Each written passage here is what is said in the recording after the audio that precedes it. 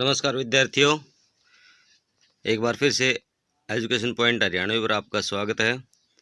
इससे पहले वाले वीडियो में मैंने आपको छाया मत छूना कविता जो गिरजा कुमार माथुर द्वारा कृत है उसका सरलार्थ करवाया था, और अब हम कर रहे हैं इस वीडियो में उस कविता के जो महत्वपूर्ण अभ्यास के प्रश्न हैं वो। तो देखिए, पहला जो प्रश्न है, कवि ने कठिन यथार्थ के पूजन की बात क्यों कही है। तो कवि गिरजा कुमार माथुर ने यथार्थ यानी सच्चाई की पूजा करने की बात इसलिए कही है क्योंकि यथार्थ यानी कटु, कड़वा पर सत्य होता है। यानी कि यथार्थ है वो हमेशा कड़वा होता है, वही जीवन का आधार होता है, वही भविष्य का निर्माण करता है।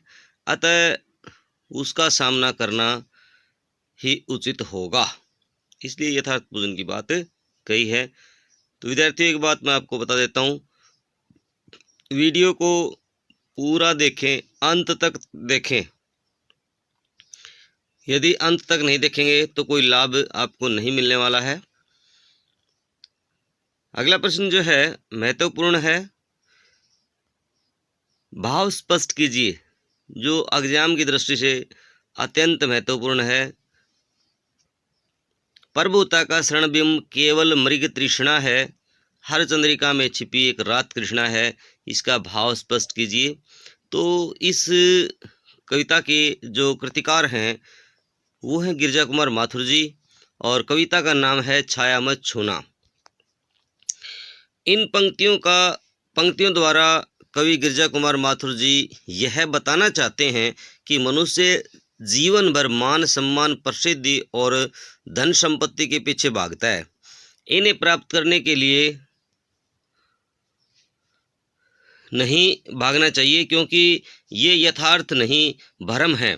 जिस प्रकार मृग पानी को प्राप्त कर लेने के भ्रम में, तृष्णा में जीवन व्यतीत कर देता है, या कस्तूरी को पाने के लिए अपना सारा जीवन नष्ट कर देता है, लेकिन कस्तूरी उसे प्राप्त नहीं होती है।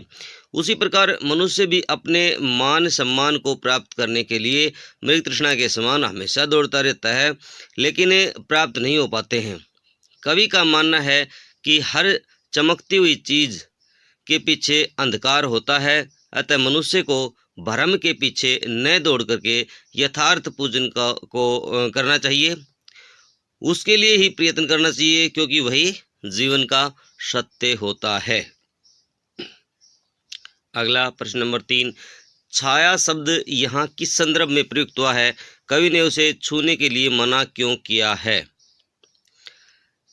यहाँ छाया शब्द निराशा के लिए प्रयुक्त हुआ है। अतीत को याद कर निराशा में दुख दोना हो जाता है। निराश होते हुए मनुष्य कर्म के प्रति पूर्ण निश्चरण नहीं रख पाता।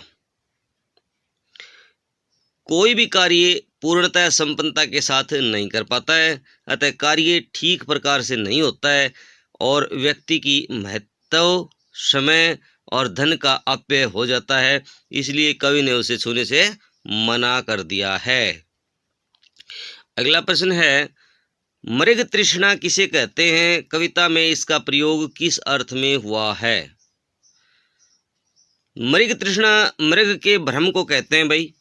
मृग अपनी प्यास में पानी मिलने के भ्रम में जीवन व्यतीत करता है।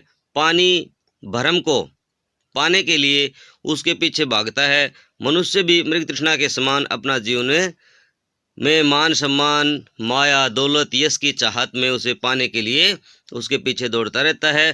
भ्रम में इन्हें पाने की चाहत रखता है, परंतु इनके पीछे नहीं भागना चाहिए, क्योंकि ये यथार्थ नहीं, भ्रम है, और यथार्थ सत्य का पूजन करना चाहिए, उसे अपनाना चाहिए। अगला प्रश्न है, कविता में व्यक्त दुख के कारणों को स्पष्ट कीजिए। कविता में व्यक्त निम्नलिखित दुखों के कारण बताए हैं। सबसे पहला जो कारण है वो बताया है कि अतीत में जुड़े रहना, जब हम अपने अतीत से जुड़े रहते हैं तो उसकी अच्छी बुरी यादों में खोकर के दुखी हो जाते हैं और उस निराशा में अपना वर्तमान सही से नहीं जी पाता और बाद में उसे पश्चाताप होता है। दूसरा, सफलता न प्राप्त करने पर निराशा हो जाना। जब मनुष्य को सफलता नहीं मिलती ना तो वह निराश हो जाता है, जो कि गलत है। हमें उज्जवल भविष्य के लिए और मेहनत करनी चाहिए और अपनी असफलता को भुला देना चाहिए, तभी हम कार्य में संपूर्णता ला पाएंगे। नंबर 3 है दुविधा में रहना। जब हम गलत रास्ते का चुनाव करते हैं तो दुखी हो जाते हैं और अपने अंदर के द्वंद्वों से यानी अंतर्द्वंद्वों से गुजरते हैं। और देखिए, इस फाइल में अंतर्द्वंद्व गलत लिखा हुआ है। और सुखद समय दुखी होकर के निकालते हैं। जब सुख चला जाता है तो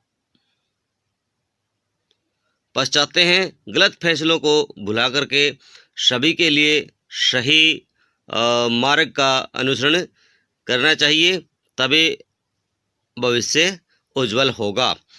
प्रश्न नंबर 6 है बीतिताई विसारिदे आगे की सुध ले। यह भाव कविता की किस पंक्ति में व्यक्त हुआ है या झलकता है? भाव यह है कि कविता की इस पंक्ति में झलकता है, जो न मिला भूलू से कर तो भविष्य का वर्ण। इन पंक्तियों का अर्थ है कि जीवन में जो नहीं मिला उसके लिए निराश न होकर के भविष्य के बारे में सोचना चाहिए, क्योंकि न मिलने के बारे में सोचने से बस और कुछ नहीं, मन में दुख हो जाता है, यानी दुख दोगुना हो जाता है। प्रश्न नंबर 7 है कविता में विशेषण के प्रयोग से शब्दों के अर्थ में विशेष प्रभाव पड़ता है, जैसे कठिन यथार्थ। कविता में आए एन ने उदाहरण छाट कर लिखिए, इससे शब्दों के अर्थ क्या हैं और क्या उसमें विशिष्टता पैदा हुई है।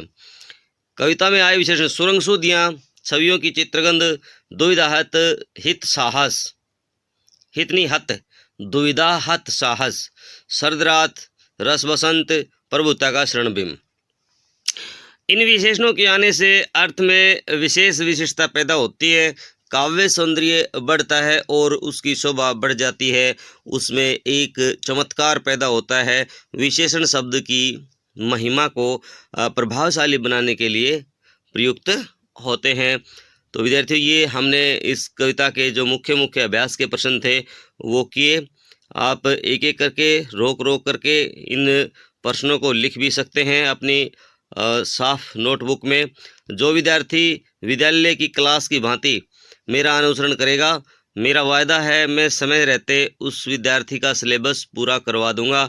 तो आप मेरे साथ यानी जयपाल शास्त्री के साथ जुड़े रहिए और अपने विषय को समय अनुसार पूरा कीजिएगा।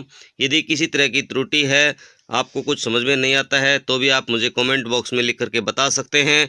यदि आपको मेरे द्वारा बनाए गए वीडियो अच्छे लगते हैं तो लाइक करना ना भूलें, शेयर करना ना भूलें और चैनल को सब्सक्राइब ज़रूर कर लें, क्योंकि विद्यार्थियों आपके द्वारा किया गया एक लाइक, एक सब्सक्राइब मुझे नई ऊर्जा प्रदान करता है और इस ऊर्जा के बल पर मैं आप सबके लिए नए वीडियो बना करके लाता रहूँगा। विद्यार्थियों, अभी मैं अपने इस चैनल पे साइंस की क्लासेज है वो भी शुरू करने वाला हूँ और कुछ साइंस के वीडियो हैं, विज्ञान के वीडियो हैं, कुछ डाले भी गए हैं।